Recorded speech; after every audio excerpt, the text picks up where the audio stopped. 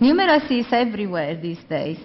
Every week my son's school gives us a newsletter insisting that we should practice his numeracy skills whenever we get the chance.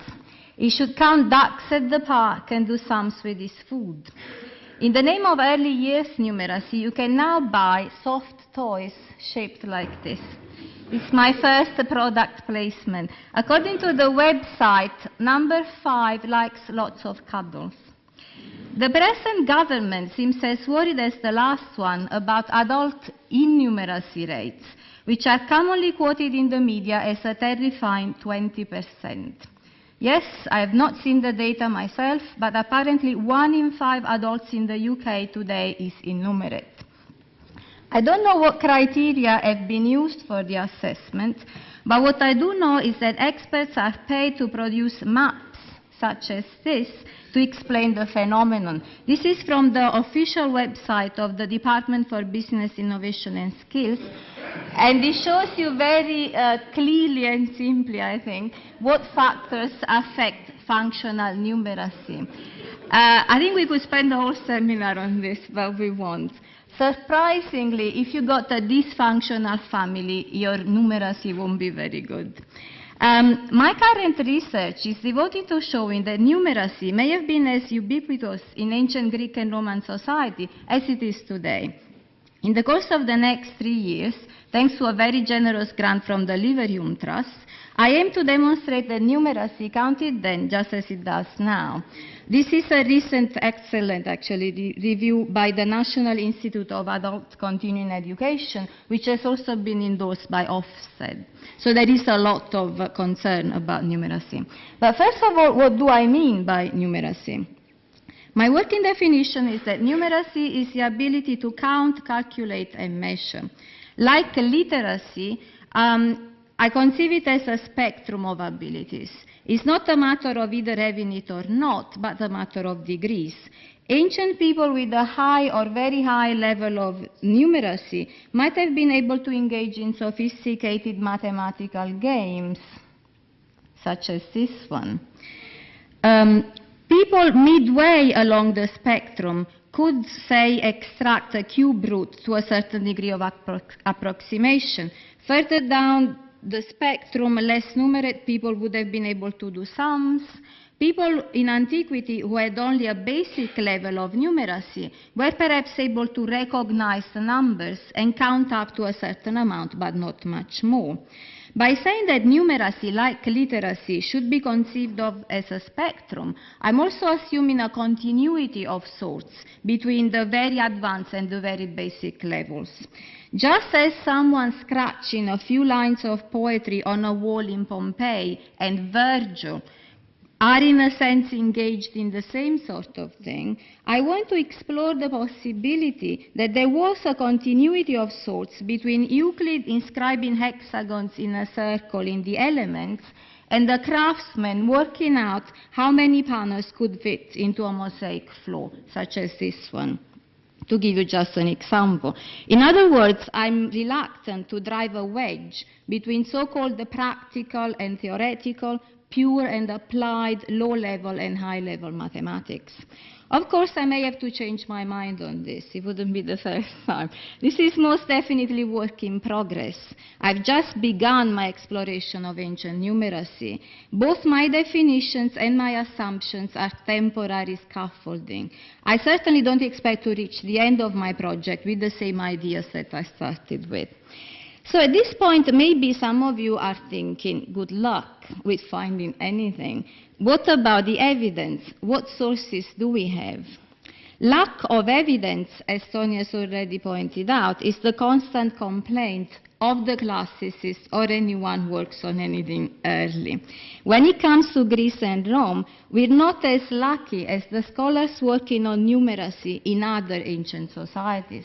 At the end of her wonderful book on mathematics in ancient Iraq, Eleanor Robson writes, and I quote, "Compared to the difficulties of grappling with fragmentary and meager end-generation sources from other ancient cultures," that would be Greece and Rome, "the cuneiform evidence is concrete, immediate, and richly contextualized."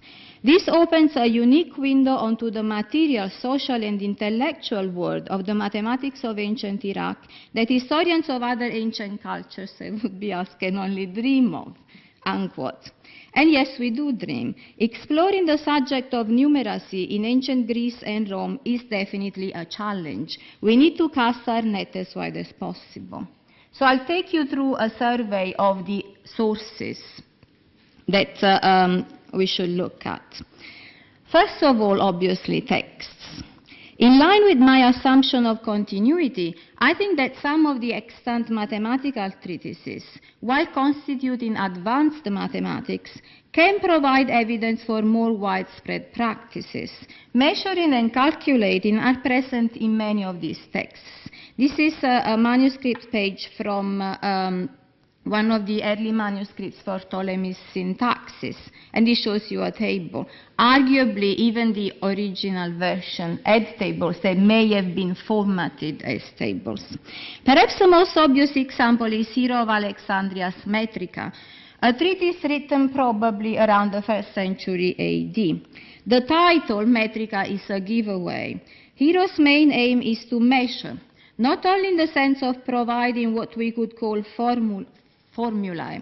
For instance, that a circle is equivalent to such and such a triangle, but also in the sense of finding out how many units are contained in that specific circle, how big its area actually is.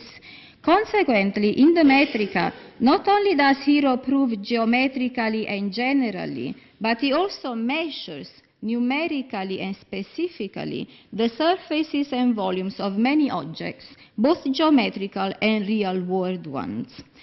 The example you have here is a passage from his so-called formula for the area of a triangle. What you don't have reported here is the fact that, for instance, as a whole geometric proof, that it comes complete with a diagram. What he calls the synthesis is another numerical measurement like the top one, but this time on a different set of numbers, on a triangle with sides 13, 14, and 15. Having two different examples also gives Hero the opportunity in this passage to extract square roots which are both rational and irrational. So it gives you two different procedures for how to find a square root. He says when he's calculating, when he's extracting the irrational square, that you can have a greater or a lesser degree of approximation. He approximates down to a certain degree, then he says basically I'll stop here, but you could continue if you wish. So it really gives us a lot of information, not just about, if you like, what he's doing, but about techniques for calculation that arguably could have been used more widely than just this treatise. Our manuscript sources are not limited to mathematics, however. Any text, history, philosophy, poetry, that mentions counting, calculating, and measuring may be useful. Whether the mention is what one could call neutral, take this passage from Lysias, or whether the context is more charged. This, for instance, is a speech that was given probably in an Athenian court around 400 BC. And it's about a guardian who's squandered the inheritance of his tutees or wards. So Lysias, in the course of the speech, basically engages in calculations. Not only that, but he expects the jurors to follow the calculations with him in order to prove that effectively the inheritance has been squandered. We also have texts that not only mention measuring, but also give a certain slant to what measuring is about, such as this letter by Seneca with a very strong philosophical charge about the respective value, I guess, of mathematics or some mathematics and philosophy. I don't know how many people like Seneca in this room. I'm certainly not a huge fan, especially when I read things like that. It kind of smacks a bit of hypocrisy, you know, He had a lot of land, but he still has to say it's not that important, but never mind. Let's move on to archaeology. Archaeological sources include counting boards, such as the famous Salamis abacus. It's probably better seen in the line drawing, but there are plenty more. I'll just show you one, which was found on the Athenian Acropolis. It doesn't contain counting lines, but it's got a row of numbers at the very bottom. We have tokens that arguably may have been used as tokens on counting boards. We got measuring tables. There's a type called secomata. This is a piece from Athens. There's a number of very nice ones from Delos, from the Hellenistic period.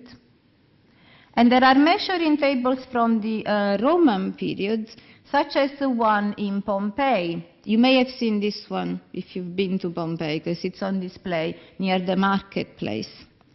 We also have a small number of abaci, such as this one. There's a replica of this in the Science Museum in London.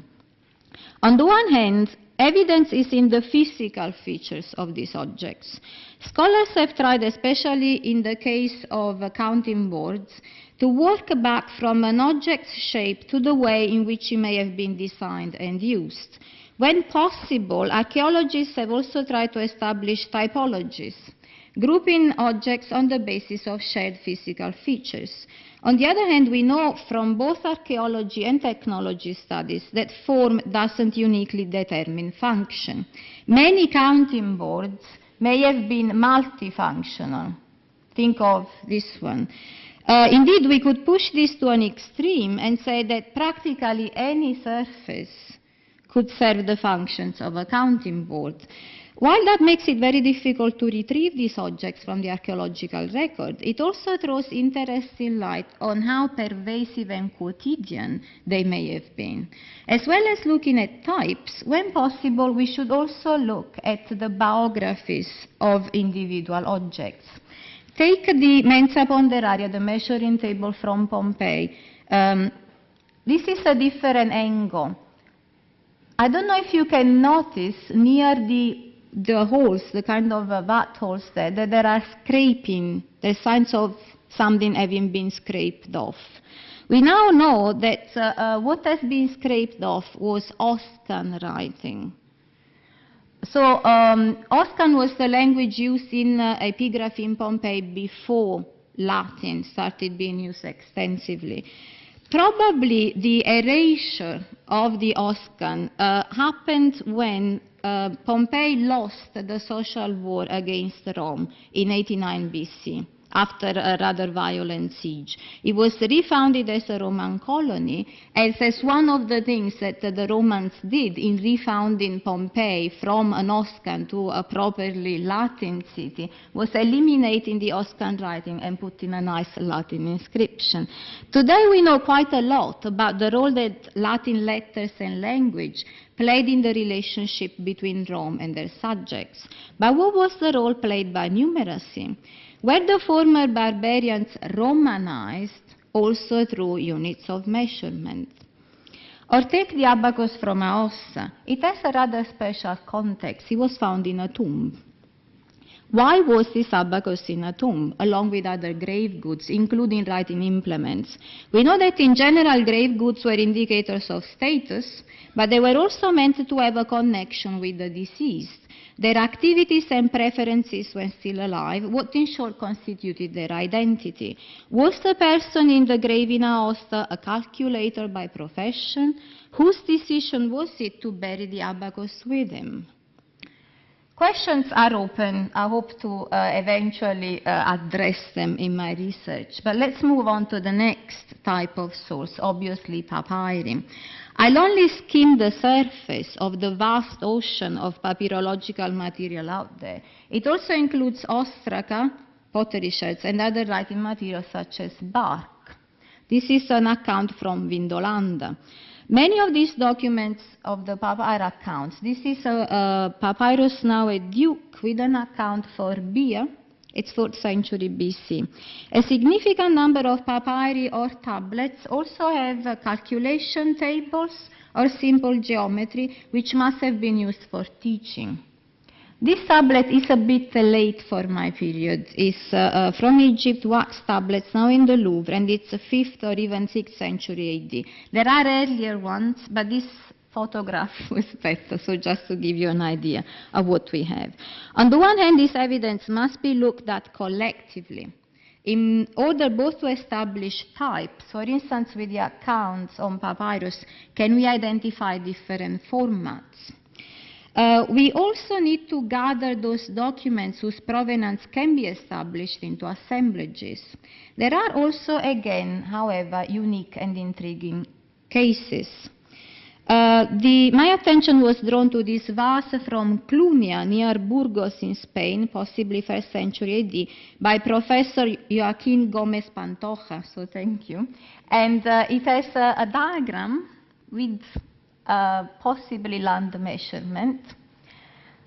What was he doing there? It's a rather unique piece. I don't know very much about it, but now my attention has been drawn to it. I want to find out more about this particular little piece of numeracy. Another more famous example are a series of ostraca from the island of Elephantine in southern Egypt. That's a magnified bit from them. They're thought to be 3rd century BC. These ostraca are all by the same hand, and they basically contain text with even a diagram relating to the construction of regular polyhedra. More or less like the things that Tony was describing. Who was doing this kind of Euclidean geometry on the frontier of Ptolemaic Egypt? Or should the very existence of the Elephantine ostraca make us rethink the notion of cultural periphery? Finally, epigraphical sources. Inscriptions and graffiti, which also fall under epigraphy, are texts, but more importantly, they are also objects, which in the majority of cases were originally displayed in public spaces. As texts, they provide evidence for, among other things, numerical notation systems. I don't know how well you can see that, but you can see the acrophonic system. And this is a piece of the famous 5th century Athenian tribute lists. Inscriptions also give us evidence about the use of counting in measuring distances. There are a lot of milestones, especially from the Roman period. This is from France. In the case of funerary inscriptions, we learn how many people identify themselves as land measurers or accountants and how. As objects, on the other hand, inscriptions raise questions about how people may have reacted to them and about what statement they were meant to make when set up in a certain space, be it the agora, a cemetery, or the edge of a field. This short survey has shown, I hope, that there are a lot of sources out there, but also that they are scattered and fragmentary. Numeracy was background noise, so to speak. It was everywhere, but hardly ever the focus of debate or discourse. The ancient evidence, then, needs to be organized into questions for our research to have focus. Of the many, many questions that one might ask, I've opted for 3 general umbrellas. The first is about reconstructing practices. How did they do it? How did the ancient Greeks and Romans count, calculate, and measure? Also, how was this knowledge disseminated and transmitted? In other words, how did they teach numeracy?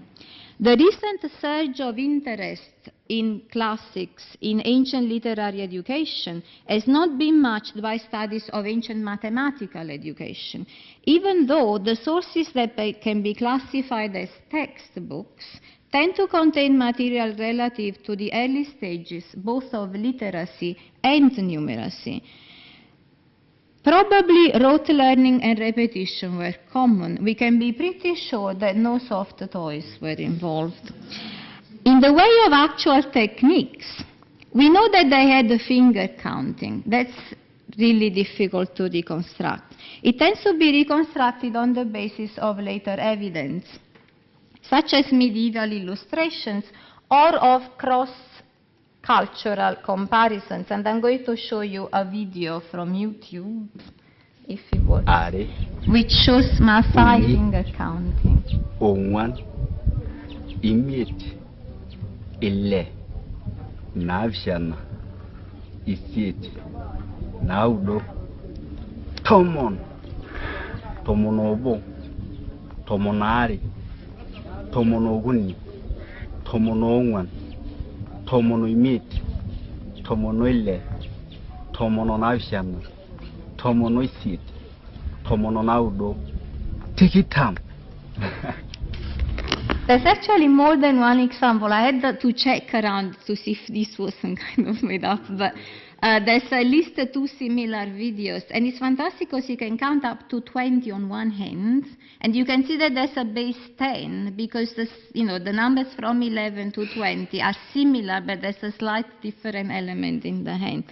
So because we have this, we can at least get an idea of what Greek and Roman finger counting might have been like. Also, because we still have some of the abaci and counting boards, and the use of the abacus is still recent in some parts of the world, there have been attempts to reconstruct calculation the Greco-Roman way. While there is some consensus as to how addition and subtraction may have been carried out, multiplication and division remain more elusive. Modern enthusiasts who have trained themselves to do calculations on the counting board report that after a while, not only does it feel natural, but the dexterity of one's fingers and the perception of groups of tokens, what is known as subbitizing, are actually enhanced. Reviel Netz's remark in one of the few studies specifically devoted to ancient numeracy that, and I quote, "The Greeks imagined numbers as an entity grasped between the thumb and the finger," unquote, appears to be spot on. We have to be careful, though. Can modern reconstructions, however plausible, count as historical evidence? Experimental archaeology and cognitive archaeology have been discussing these questions for some time, and I hope to be able to benefit from their insights in my attempt to reconstruct ancient modes of learning and practice in numeracy. The second set of questions will be about numerate people. Who were they? Again, work by Netz has given up a group picture of the upper end of the spectrum, the people we can properly call mathematicians. Who were the others? Who inhabited the regions further down the numeracy scale, beyond Euclid, Archimedes, and Apollonius? Sometimes we are lucky and can retrieve information, for instance, from funerary evidence. This is a whole family of freedmen, and we can tell both from actually some epigraphic indications and from the instruments at the top that they were probably land measurers or engaged in some type of measurement, which is what matters for me. This is another famous tombstone of a land surveyor. And again, you see the prominence of the measuring instrument, the groma, which is disassembled to kind of show it better to you at the bottom. More often, however, we are faced with a double problem. The further down the numeracy scale we go, the more likely it is that the people in question were also low on the social and economic scale. That pushes them into invisibility. Numeracy didn't map one specific profession. Rather, it was a greater or lesser component of activities and jobs which we infer must have required it. That makes numerate people doubly invisible. So we have to generate hypotheses on the basis of inference from likely scenarios, or indirectly from some of the extant evidence. Take the Roman Empire. Even if it wasn't the super-organized machine that we hear about on TV sometimes, it still involved tax collection, land surveying, various forms of financial administration. Other ancient empires we know of all had numerate people for similar tasks. So this leads to the reasonable inference that it is likely that there were numerate administrators in the Roman Empire. Who were they? The question is often dismissed by saying they were all slaves or ex-slaves. That seems lazy to me, because it's not self-evident that they should be slaves or ex-slaves. So even if that was the case, and we don't yet know that it was, the phenomenon still demands explanation. So a lot to do. Finally, third set of questions. I'll ask questions about how numeracy was viewed, what its status was, and what general significance was attached to it. We shouldn't take for granted that numeracy had the same functions then as it does now, despite the continuities and similarities between our way and their ways of counting, calculating, and measuring. I have the quote here, which is from the Numeracy Counts review I cited earlier, because it brings their definition of numeracy brings out very well how numeracy is also about how it is used. The uses of numeracy are a crucial component of what numeracy is all about. What is more, I think that understanding the uses of numeracy is key to a full grasp even of the first set of questions, how did they do it, and the second set of questions, who was Numerate. But let's move on to a couple of concrete examples.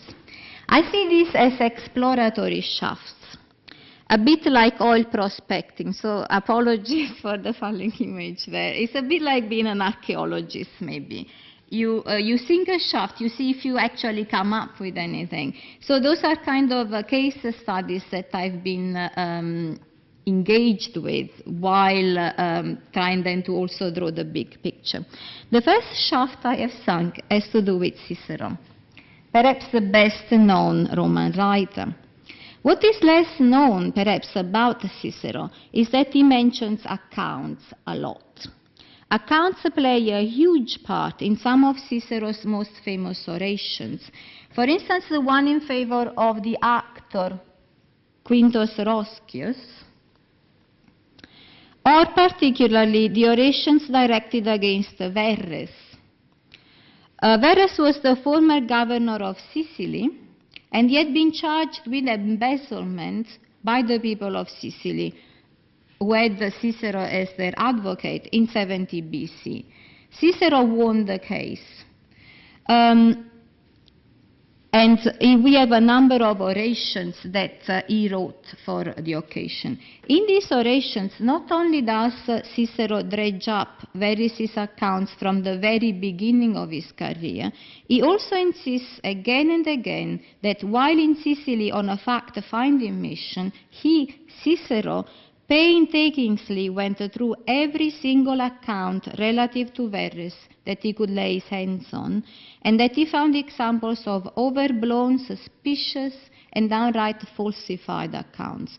He gives an example of one where an entry had been rubbed off and then the name had been changed, filling in the letters to look like something entirely different.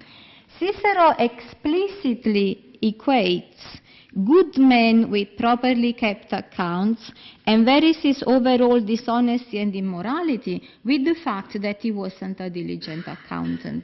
So here he contrasts someone called Publius Servilius and his accounts to the accounts of Verres. Now notice that from a legal point of view, the accounts of Servilius are completely extraneous to the case. This guy's got nothing to do with it. The only reason why he brings him in is to show that if you're good, you produce good accounts. If you're bad, then not. Cicero here is just scoring points against opponent using accounts. Was Cicero any more diligent with his own accounts than Verres had been? There is an interesting exchange of letters between him and someone called Mescinius Rufus. Cicero and Rufus had both been appointed to the province of Cilicia in Asia Minor in 50 BC. Cicero was proconsul and Rufus was quaestor. At the end of their year of service, accounts were due by law. But Rufus was not happy with them, so Rufus wrote to Cicero, and this is part of Cicero's reply. It's a rather fraught reply. It basically emerges in the course of the letter that neither Rufus nor Cicero did their own accounts. Rufus asked his brother to do the accounts for him, and Cicero delegated the task to his loyal slave and later freedman Tiro. They didn't do the accounts for the province themselves, and despite the clerks here being in their private service, we already perceive from the fraught tone of Cicero's reply the dangers of delegating accounting tasks when so much depends on them politically. Again, one could elaborate and, mention Enron, what have you. Things can really go awry when you leave your accounts to someone else, and a lot depends on them. We seem to have a paradox here. Accounting in the late Roman Republic is important because you can be called to task over it, especially at this particular point in Roman history. But this important task seems to be delegated to non-important people. So, to put it in one sentence, it looks as if people with the knowledge don't have the power, and people with the power don't necessarily have the knowledge. It's easy to imagine a situation where the balance is tipped. In the Orations against Verres, Cicero comments on the need for accountants to be honorable, and I quote, because the public accounts and the responsibilities of the magistrates are given into trust to these men, unquote. There is an ominous ring to this.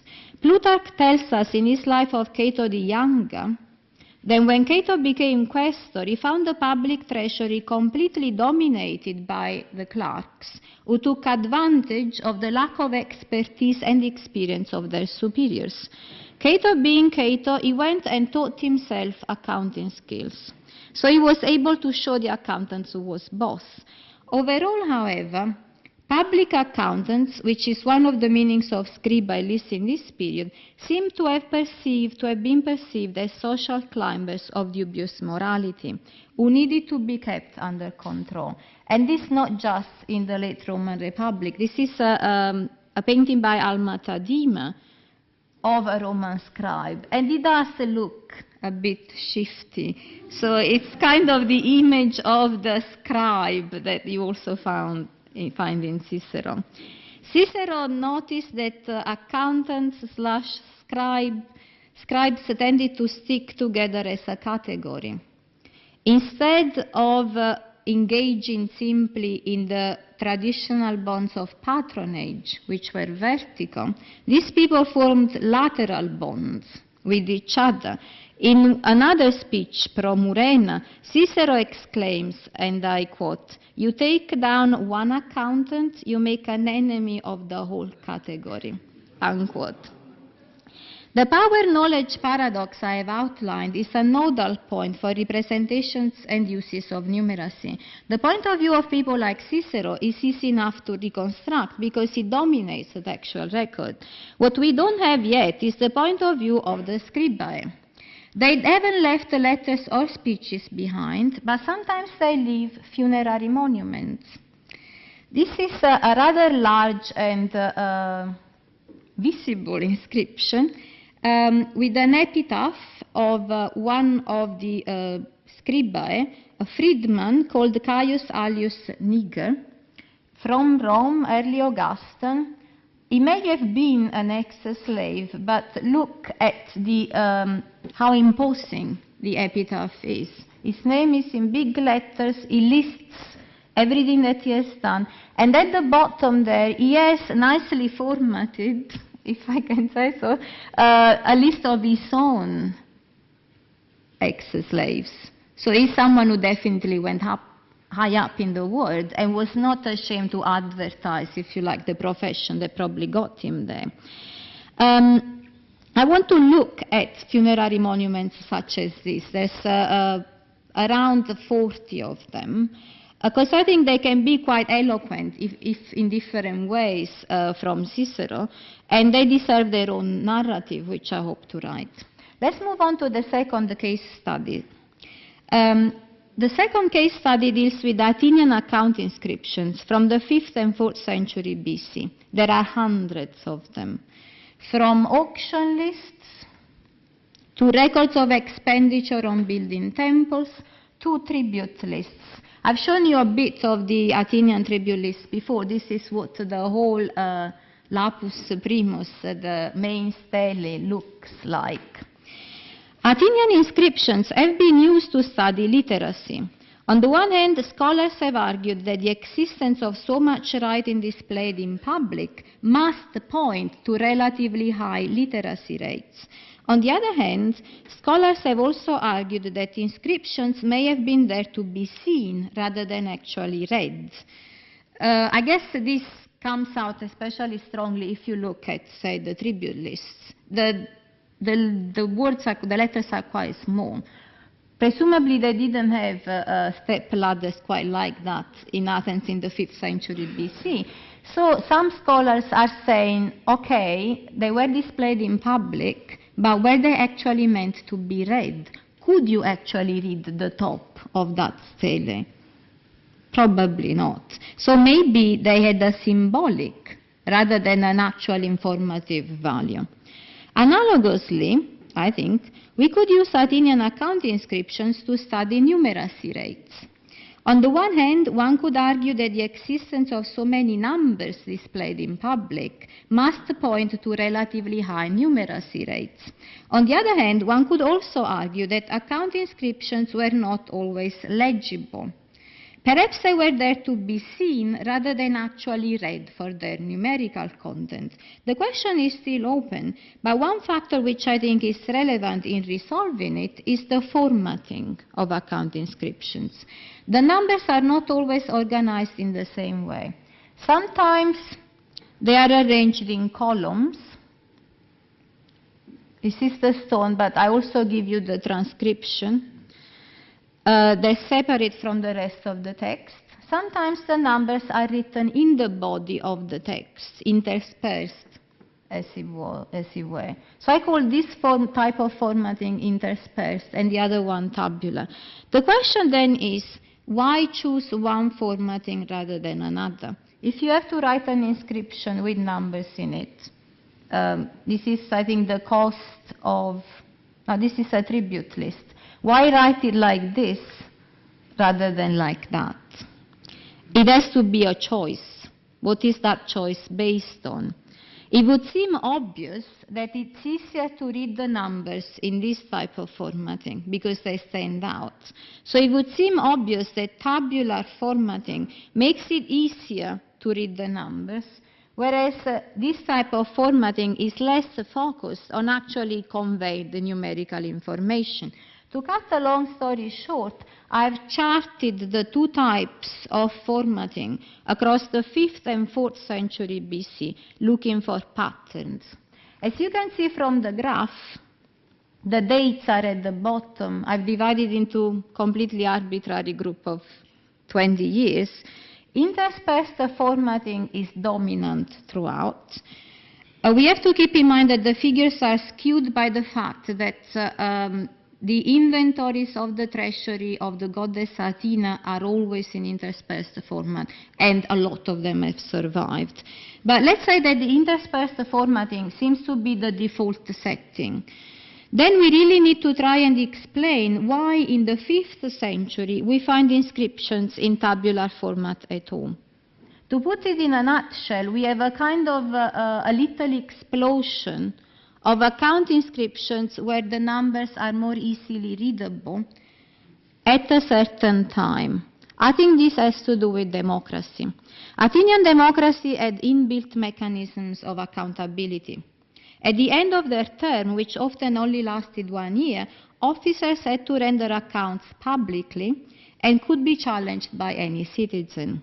The peak of interspersed accounting overlaps with the final phases of the Peloponnesian War, which saw the end of the period of Athenian dominance. But the peak, the cluster of tabular accounts coincides with the so-called Age of Pericles, also known as the Golden Age of Greece. So tabular accounts can be connected with the Age of Pericles. Those years are also known today as the Athenian Empire. Athens was receiving tribute from communities all over the Aegean and beyond, and Pericles embarked on a magnificent building program. The sheer influx of money into Athens and the magnitude of expenses for the works on the Acropolis made accountability a more pressing issue than ever. Even those who perhaps couldn't read everything on the inscriptions might have been able to recognize the numbers, and counting on their fingers may be verified that the democracy was functioning as it should. So my claim, and I need to work more on this, is that at this point when the polis was more preoccupied with providing accountability, a different format was provided that made the numbers more visible.